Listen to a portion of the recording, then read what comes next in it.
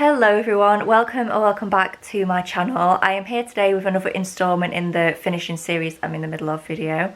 We're going to read 3 books in this video, and unusually for these kind of reading vlogs, I've already started all 3 of them. I'm reading them all at the same time, which I don't usually do for these videos. Usually, you know, we do one, we wrap up our thoughts, and then we do another. But because these books are all quite different and I'm reading them in different formats, it's just ended up that I'm reading them all at the same time. So the first one I'm reading is on my Kindle, and this is good because this is actually the last book in a series, and it is, what is it? And it is Some Kind of Perfect by Krista and Becca Ritchie, which is the final book in the Addicted Calloway Sisters series. So I'm not that far in. I think I'm about somewhere between 10 and 15% in. It's a long book. I think it's like 800 pages, so it might take us a bit of time to read this one. But it's basically just an epilogue novel, if you didn't know. It's in all of their points of views, like we're switching between all of the 3 couples. And yeah, we're just kind of following what happens after the end of A Long Way Down. What happened, oh, I was going to say something then, but it'd be a spoiler, so I'm not going to. But yeah, it's very slice of life so far. It kind of, if you look at the contents page, it shows you like it jumps from like, there's a bit of time in like 2018, and then it skips ahead, then skips ahead again. So it's definitely like epilogue slice of life, but I love slice of life, especially when you've spent 9 quite big books with these people that aren't real. I'm enjoying dipping in and out of this one. So yeah, that's one of the books that we're reading. The next one is The Cinnamon Bun Bookshop by Laurie Gilmore, which is a pen name. This is like a cozy little series inspired by Gilmore Girls. The first one is The Pumpkin Spice Cafe, which I read last year. That was like a fun little 3-star, definitely an underdeveloped romance, purely just reading it for the vibes. And this one's exactly the same. Like, the romance develops very quickly.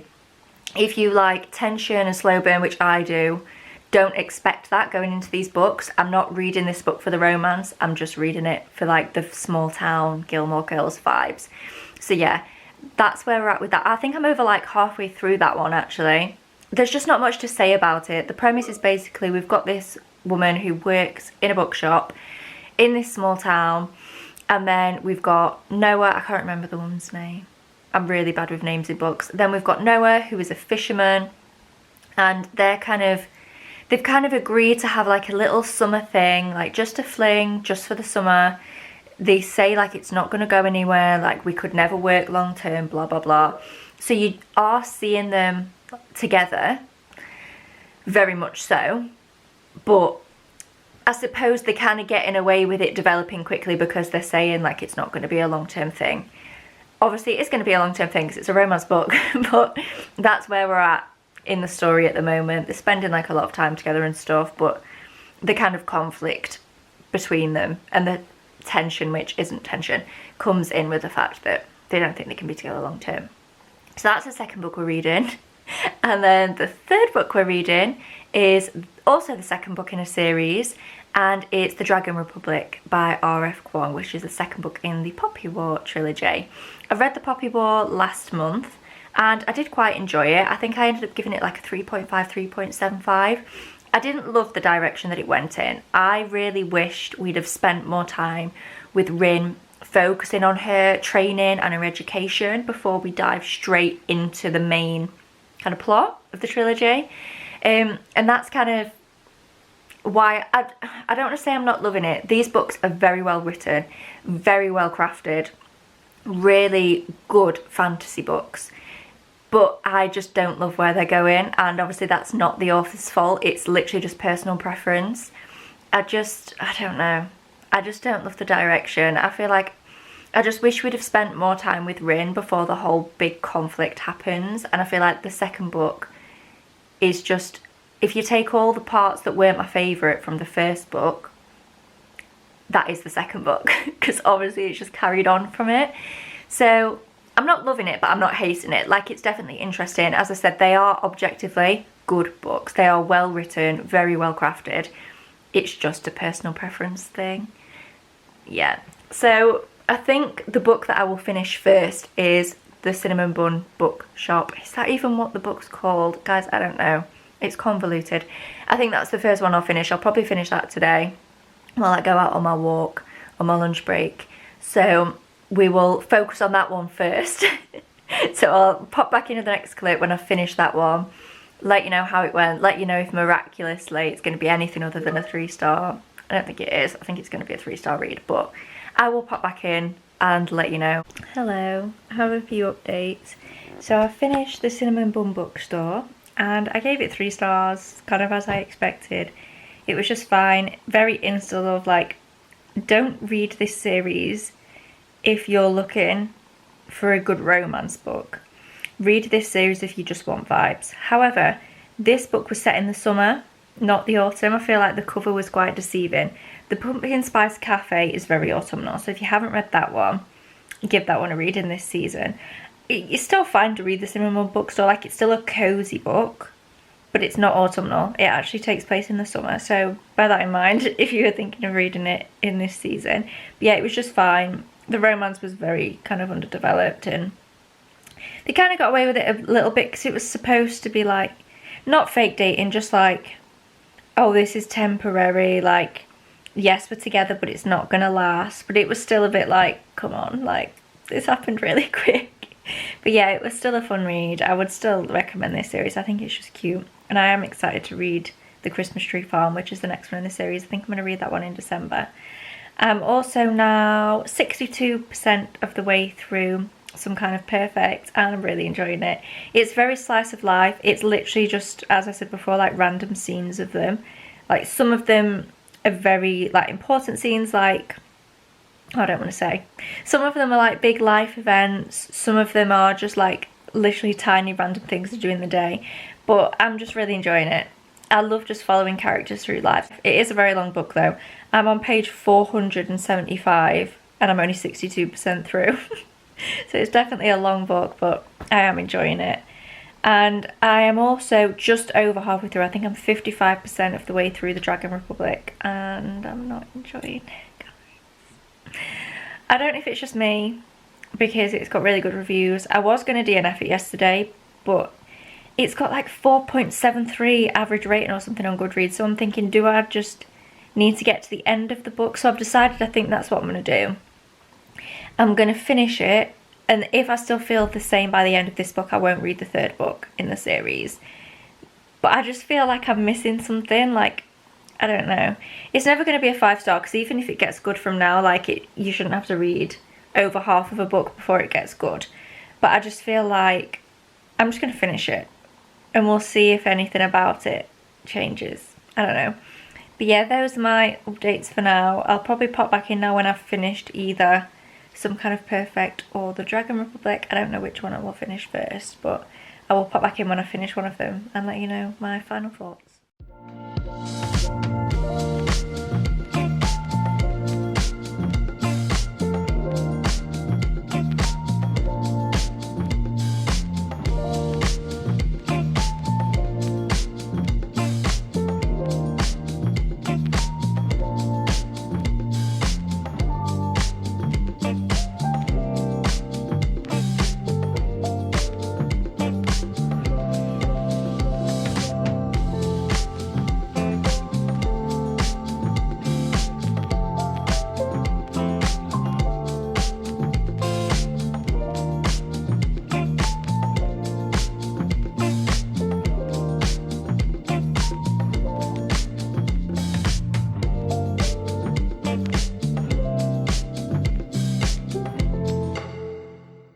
Editing this, and it's occurred to me I never told you what I thought of Some Kind of Perfect. So hello, here I am. I finished it and I gave it a 4.75.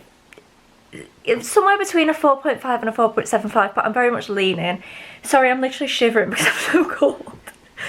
I'm leaning towards 4.75. I really loved it. Like, I just thought it was so cute. As I said, I'm a sucker for slice of life, for characters that I love, and I do love these characters. More so now at the end of the series. I've definitely had my fair share of beef with all of them, except Daisy, at some point, but I just love this. The reason it wasn't a 5-star is because of the food poisoning scene. I'm severely, severely emetophobic, and I just thought it was pointless. Like, I'm not going to go into detail at all, don't worry. But it wasn't even like an excuse to have a caring scene. Like, no one even cared for the person who had food poisoning. Like, they just went to bed. It was weird. I don't think it needed to be in there. Like, and it was quite graphic, like describing symptoms and stuff. So I hated that. But yeah, other than that, it was just perfect. I really loved it. It really got me, like, when I read the last chapter in each person's point of view, like, I just wanted to cry. I was like, oh my god, this is like the last chapter in their heads. Crazy. I'm definitely gonna, at some point, I don't know if I'm gonna do it soon because I've just got so many books I want to read, so many other series to dive into, but I definitely do want to read the Bad Reputation duet and then go into the Like Us series, which is following the kids. Definitely want to do that probably next year. I think I'm going to have a little break, even though I kind of want to read them right now. I think I am going to have a little break and like focus on finishing out some other series and things like that.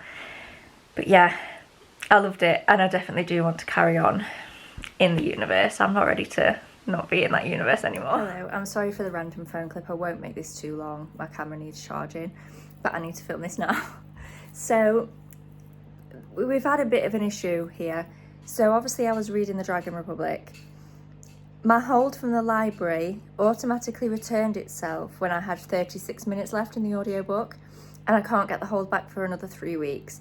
We need to get this video up before 3 weeks. I've looked everywhere. I don't want to pay for it for the sake of 36 minutes when it's not my favourite book on earth anyway, or else I would just go out and buy a physical copy and read it. I can't get hold of an ebook or anything from the library. It's like £6.50 for the ebook on Kindle. I don't want to use an Audible credit on an audiobook to listen to 36 minutes of it. So I'm going to add another book into this video to compensate, and I'm just going to give you my thoughts for now. I don't think my thoughts on The Dragon Republic are going to change because I've only got 36 minutes left. I think we've had the big ending and things were starting to slow down anyway. So I am going to finish the book, don't get me wrong. And I'll talk about it properly. Oh, the washing machine's on, let me close the door. I will talk about it properly in my monthly wrap up, but I didn't want to leave you on a cliffhanger for this video and be really annoying. So I'm pretty sure it's going to be a 3-star. As with the Poppy War, it's well written. I don't think I can deny that this is a very complex, well written, good fantasy series. It's just not my favourite. I just think this book was, I don't know, a bit repetitive. I didn't really understand the flow of the book, and I don't think it really kind of progressed in a linear way to where it all like flows and makes sense. It was just, it felt a bit bitty.